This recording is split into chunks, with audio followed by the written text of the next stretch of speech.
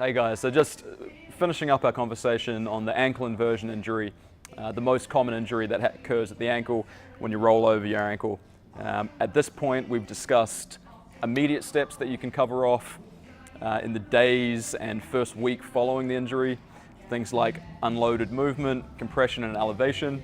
We've also talked about some of the steps that you can take in the next 2 or 3 weeks following that, things like switching on your glutes, which often get switched off following an ankle injury, so it's important that you switch your glutes back on. Some single leg balance work, and some more loaded ankle mobility drills like ankle rocking and also low kneeling, just to try to return your ankle to high levels of mobility and stability. So at this point, it's about a month out from the injury. You may have started to load some of those exercises like the single leg deadlift. You may have gone back to using resisted lunges and other leg movements loaded. And of course, depending on the severity of your injury and how it's responded, as long as it's not swelling up and being re-aggravated, you're probably doing okay. So that's your best gauge, is to be cautious and then reassess the day after your training and make sure that you're not overdoing it. Everyone's a little bit sort of different like that in terms of how they heal. So at this point, like I said, we're about a month out. Marshall's going to demonstrate some of the last return to play drills that we like to use here for our athletes at Tempus. Starting with just a base landing. It's called a base landing. It's really learning how to land from a jump again. Before we get into jumping, go ahead, Marshall. It's important that we re-establish the landing mechanics of your jump. And so that's a base landing, one of our favorite plyometric drills. And this can also be performed once you've re-established your base landing. You may look at a single leg base landing as well. So Marshall can just demonstrate what that looks like. Fairly intuitive. And this one's quite specific to an ankle injury.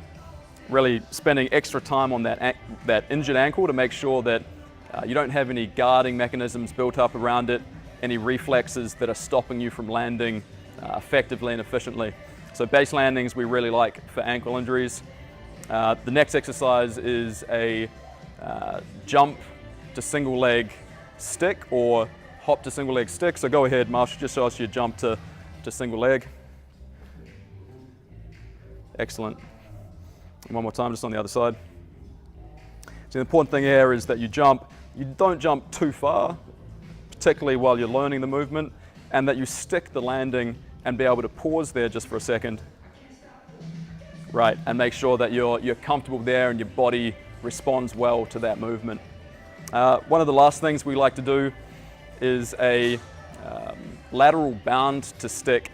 So something similar, except now we're really straining that ankle, which, as you know, has been turned. Go ahead, Marshall. It's been turned in a way similar to this movement, right? You're really stepping out onto that ankle and challenging it in a cutting sort of fashion.